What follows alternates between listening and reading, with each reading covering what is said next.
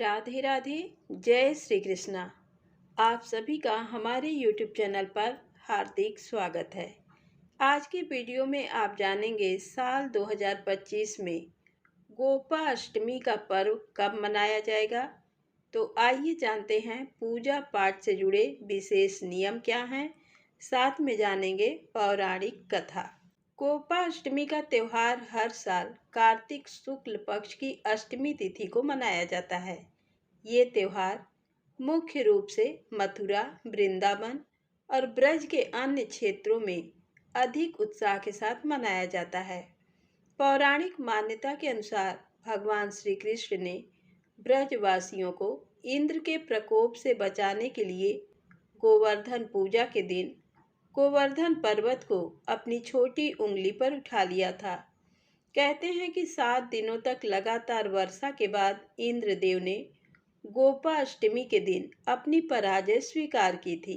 पंचांग के अनुसार कार्तिक शुक्ल अष्टमी तिथि की शुरुआत 29 अक्टूबर को सुबह 9:23 से होगी, जबकि इस तिथि का समापन 30 अक्टूबर को सुबह 10:06 पर होगी।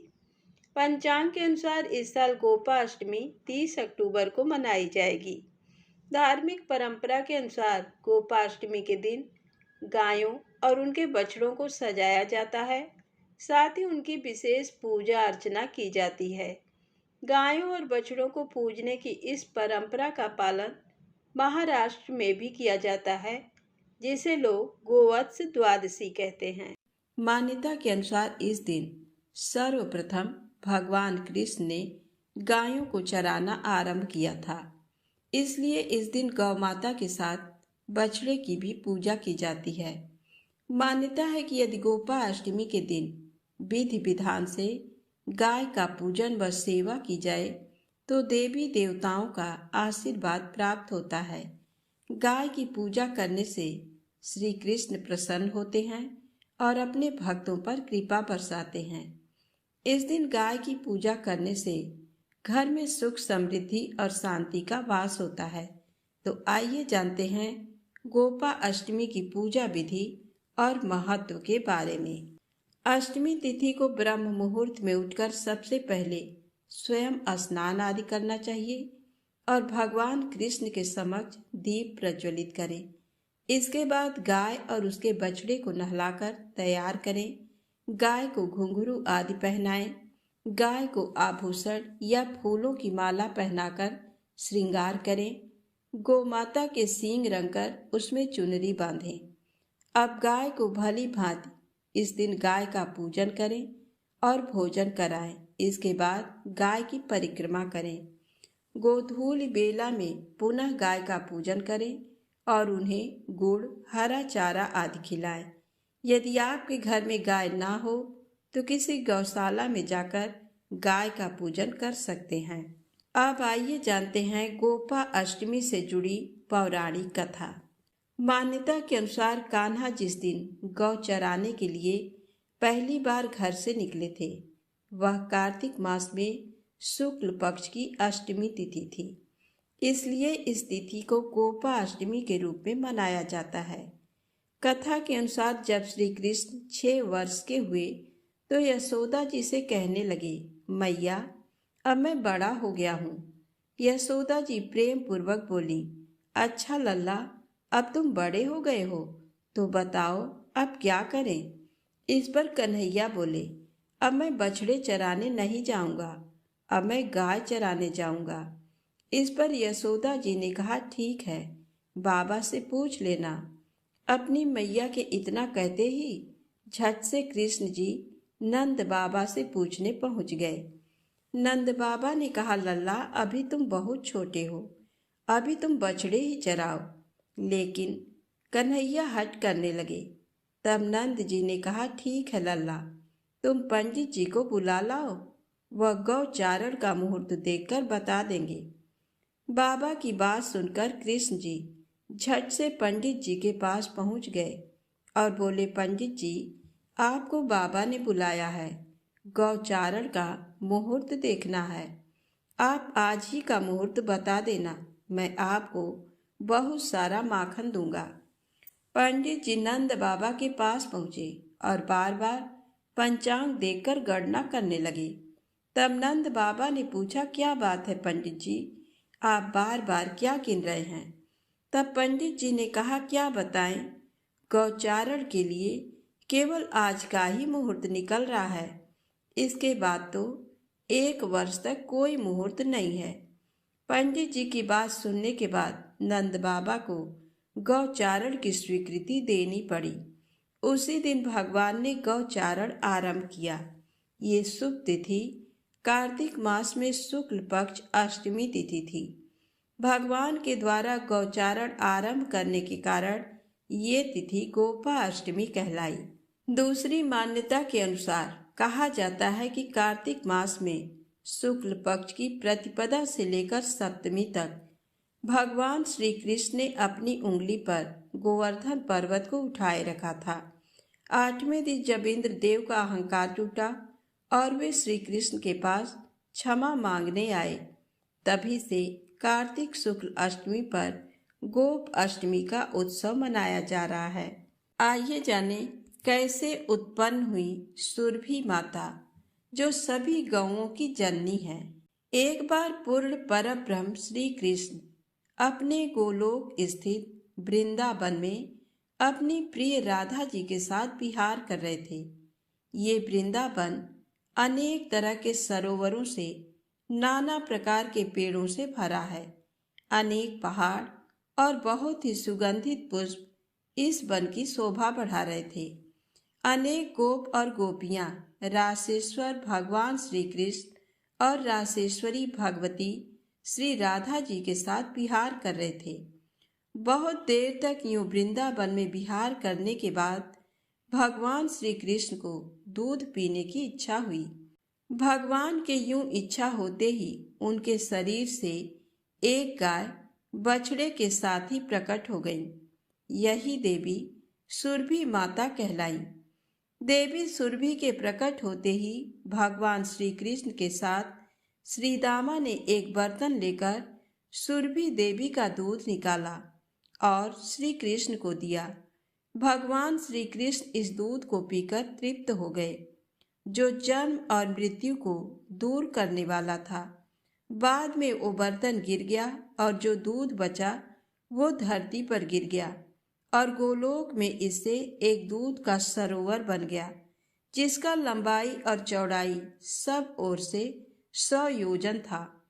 गोलोक में ये सरोवर क्षीर सरोवर के नाम से जाना जाता है। गोपियों के लिए और श्री राधा जी के लिए क्रीड़ा सरोवर बन गया। उसी समय उन सुरभि गौ के रोमकूपों से अकस्मात ही असंख्य कामधेनु प्रकट हो गई, जो अपने साथ बछड़ों को लेकर ही प्रकट हुई थी। इनके अनेक पुत्र और पौत्र हुए, जिनसे सारा जगत व्याप्त है। सबसे पहले भगवान श्री कृष्ण ने इन सुरभि देवी की पूजा की। उसके बाद सारे संसार में इनकी पूजा की प्रथा आरंभ हो गई। तो प्रेम से बोले, गौ माता की जय हो। अब आइए सुने राजा दिलीप की गौ सेवा नंदिनी की कथा। राजर्षि दिलीप एक महान गौ भक्त हुए। महाराज दिलीप और देवराज इंद्र में मित्रता थी। देवराज के बुलाने पर दिलीप एक बार स्वर्ग गए।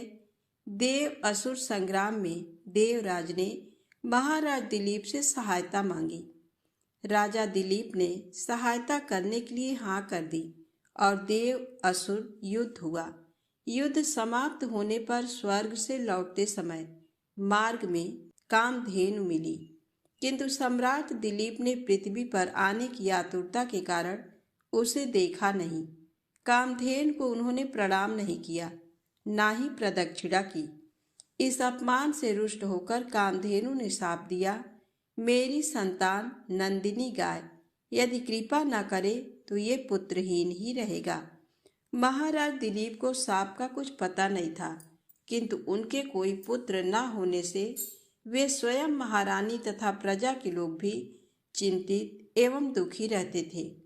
पुत्र प्राप्ति की इच्छा से महाराज दिलीप रानी के साथ कुलगुरु महर्षि वशिष्ठ के आश्रम पर पहुंचे।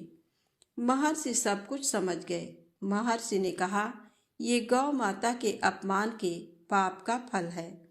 सुरभि गौ की पुत्री नंदिनी गाय हमारे आश्रम पर विराजती है। महर्षि ने आदेश दिया, कुछ काल आश्रम में रहो और मेरी कामधेनु नंदिनी की सेवा करो। महाराज ने गुरु की आज्ञा स्वीकार कर ली। महारानी सुदक्षिणा प्रातःकाल उस गौ माता की भली भांति पूजा करती थी। आरती उतारकर नंदिनी को पति के संरक्षण में वन में चरने के लिए विदा करती। सम्राट दिन भर छाया की भांति उसका अनुगमन करते, उसके ठहरने पर ठहरते, चलने पर चलते, बैठने पर बैठते और जल पीने पर जल पीते। संध्या काल में जब सम्राट के आगे आगे सद्यः प्रसूता बाल वत्सा नंदिनी आश्रम को लौटती तो महारानी देवी सुदक्षिणा हाथ में अक्षत पात्र लेकर उसकी प्रदक्षिणा करके उसे प्रणाम करती और अक्षत आदि से पुत्र प्राप्ति रूप अभीष्ट सिद्धि देने वाली उस नंदिनी का विधिवत पूजन करती। अपने बछड़े को यथेच्छ पय पान कराने के बाद दूह ली जाने पर नंदिनी की रात्रि में दंपति पुनः परिचर्या करते, अपने हाथों से कोमल हरित सस्प कवल खिलाकर उसकी परितृप्ति करते और उसके विश्राम करने पर शयन करते। इस तरह उसकी परिचर्या करते 21 दिन बीत गए। एक दिन वन में नंदिनी का अनुराग करते महाराज दिलीप की दृष्टि क्षण भर अरण्य की प्राकृतिक सुंदरता में अटक गई कि तभी उन्हें नंदिनी का आर्तनाद सुनाई दिया। वह एक भयानक सिंह के पंजों में फंसी छटपटा रही थी। उन्होंने आक्रामक सिंह को मारने के लिए अपने तरकस से तीर निकालना चाहा, किंतु उनका हाथ जड़वत निश्चेष्ट होकर वहीं अटक गया। वे चित्र लिखे से खड़े रह गए और भीतर ही भीतर छटपटाने लगे। तभी मनुष्य की वाणी में सिंह बोल उठा, राजन, तुम्हारे शस्त्र संधान का श्रम उसी तरह व्यर्थ है जैसे वृक्षों को उखाड़ देने वाला प्रभंजन पर्वत से टकराकर व्यर्थ हो जाता है। मैं भगवान शिव के गढ़ निकुंभ का मित्र कुंभोदर हूँ। भगवान शिव ने सिंह वृत्ति देकर मुझे हाथी आदि से इस वन के देवदारुओं की रक्षा का भार सौंपा है। इस समय जो भी जीव सर्वप्रथम मेरे दृष्टिपथ में आता है वह मेरा भक्ष बन जाता है। इस गाय ने इस संरक्षित वन में प्रवेश करने की अनाधिकार चेष्टा की है और मेरे भोजन की बेला में ये मेरे सम्मुख आई है। अतः मैं इसे खाकर अपनी क्षुधा शांत करूंगा। तुम लज्जा और ग्लानि छोड़कर वापस लौट जाओ। किंतु पर दुख कातर दिलीप भय और व्यथा से छटपटाती, नेत्रों से अविरल अश्रुधारा बहाती नंदिनी को देखकर और उस संध्या काल में अपनी माँ की उत्कंठा से प्रतीक्षा करने वाले उसके दूध मुहे बछड़े का स्मरण कर करुणा विचलित हो उठे। नंदिनी का मातृत्व उन्हें अपने जीवन से कहीं अधिक मूल्यवान जान पड़ा और उन्होंने सिंह से प्रार्थना की कि वह उनके शरीर को खाकर अपनी भूख मिटा ले और बाल वत्सा नंदिनी को छोड़ दे। सिंह ने राजा के इस अद्भुत प्रस्ताव का उपहास करते हुए कहा, राजन, तुम चक्रवर्ती सम्राट हो। गुरु को नंदिनी के बदले करोड़ों दुधार गौवें देकर प्रसन्न कर सकते हो। अभी तुम युवा हो। इस तुच्छ प्राणी के लिए अपने स्वस्थ सुंदर शरीर और यौवन की अवहेलना कर जान की बाजी लगाने वाले सम्राट, लगता है तुम अपना विवेक खो बैठे हो। यदि प्राणियों पर दया करने का तुम्हारा व्रत ही है तो भी आज यदि इस गाय के बदले मैं तुम्हें खा लूँगा तो तुम्हारे मर जाने पर केवल इसकी ही विपत्तियों से रक्षा हो सकेगी, और यदि तुम जीवित रहे तो पिता की भांति संपूर्ण प्रजा की निरंतर विपत्तियों से रक्षा करते रहोगे। इसलिए तुम अपने सुख भोक्ता शरीर की रक्षा करो। स्वर्ग प्राप्ति के लिए तप त्याग करके शरीर को कष्ट देना तुम जैसे अमित ऐश्वर्यशालियों के लिए निरर्थक है। स्वर्ग, अरे वह तो इसी पृथ्वी पर है जिसे सांसारिक वैभव विलास के समग्र साधन उपलब्ध हैं। वह समझो कि स्वर्ग में ही रह रहा है। स्वर्ग का काल्पनिक आकर्षण तो मात्र विपन्नों के लिए ही है, संपन्नों के लिए नहीं। इस तरह से सिंह ने राजा को भ्रमित करने का प्रयत्न किया। भगवान शंकर के अनुचर सिंह की बात सुनकर अत्यंत दयालु महाराज दिलीप ने उसके द्वारा आक्रांत नंदिनी को देखा, जो अश्रुपूरित कातर नेत्रों से उनकी ओर देखती हुई प्राण रक्षा की याचना कर रही थी। राजा ने क्षत्रियत्व के महत्व को प्रतिपादित करते हुए उत्तर दिया, नहीं सिंह, नहीं, मैं गौ माता को तुम्हारा भक्ष बनाकर नहीं लौट सकता। मैं अपने क्षत्रियत्व को क्यों कलंकित करूं? क्षत्रिय संसार में इसलिए प्रसिद्ध है कि वे विपत्ति से औरों की रक्षा करते हैं। राज्य का भोग भी उनका लक्ष्य नहीं, उनका लक्ष्य तो है लोक रक्षा से कीर्ति अर्जित करना। निंदा से मलिन प्राणों को, राज्य को तो वे तुच्छ वस्तुओं की तरह त्याग देते हैं। इसलिए तुम मेरे यशस्वी शरीर पर दयालु हो, मेरे भौतिक शरीर को खाकर उसकी रक्षा करो, क्योंकि ये शरीर तो नश्वर है, मरण धर्मा है। इसलिए इस पर हम जैसे विचारशील पुरुषों की ममता नहीं होती। हम तो यश शरीर के पोषक हैं। ये मांस का शरीर न भी रहे, परंतु गौरक्षा से मेरा यशस्वी शरीर सुरक्षित रहेगा। संसार यही कहेगा कि गौ माता की रक्षा के लिए एक सूर्यवंश के राजा ने प्राण की आहुति दे दी। एक चक्रवर्ती सम्राट के प्राणों से भी अधिक मूल्यवान एक गाय है। सिंह ने कहा, अगर आप अपना शरीर मेरा आहार बनाना ही चाहते हैं तो ठीक है। सिंह के स्वीकृति दे देने पर राजर्षि दिलीप ने शस्त्रों को फेंक दिया और उसके आगे अपना शरीर मांसपिंड की तरह खाने के लिए डाल दिया और वे जाके सिर झुकाए आक्रमण की प्रतीक्षा करने लगे। तभी आकाश से विद्याधर उन पर पुष्प वृष्टि करने लगे। नंदिनी ने कहा, हे पुत्र उठो। ये मधुर दिव्य वाणी सुनकर राजा को महान आश्चर्य हुआ और उन्होंने वात्सल्यमयी जननी की तरह अपने स्तनों से दूध बहाती हुई नंदिनी गौ को देखा, किंतु सिंह दिखलाई नहीं दिया। आश्चर्यचकित दिलीप से नंदिनी ने कहा, हे सत्पुरुष, तुम्हारी परीक्षा लेने के लिए मैंने ही माया स्व सिंह की सृष्टि की थी।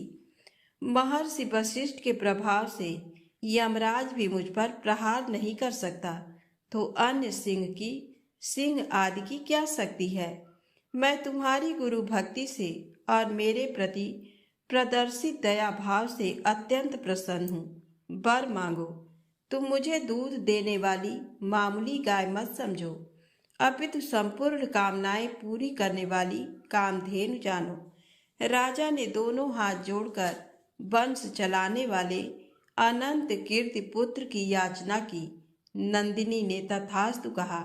उन्होंने कहा, राजन, मैं आपकी गौ भक्ति से अत्यधिक प्रसन्न हूँ। मेरे स्तनों से दूध निकल रहा है, उसे पत्ते के दोने में दूहकर पी लेने की आज्ञा गौ माता ने दी और कहा, तुम्हें अत्यंत प्रतापी पुत्र की प्राप्ति होगी।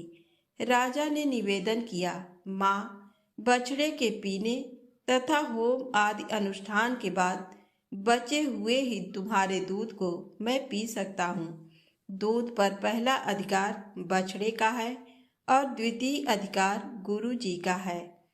राजा के धैर्य ने नंदिनी के हृदय को जीत लिया। वह प्रसन्न मना कामधेनु राजा के आगे आगे आश्रम को लौट आई। राजा ने बछड़े के पीने तथा अग्निहोत्र से बचे दूध का महर्षि की आज्ञा पाकर पान किया।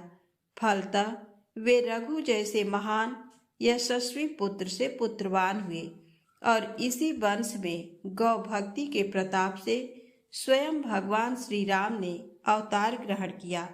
महाराज दिलीप की गौ भक्ति तथा गौ सेवा सभी के लिए एक महानतम आदर्श बन गई। इसीलिए आज भी गौ भक्तों के परिगणना में महाराज दिलीप का नाम बड़े ही श्रद्धा भाव एवं आदर से सर्वप्रथम लिया जाता है। इस चरित्र से ये बात सिद्ध हो गई कि सप्त द्वीपवती पृथ्वी के चक्रवर्ती सम्राट से अधिक श्रेष्ठ एक गौ माता है। तो प्रेम से बोले, गौ माता की जय हो।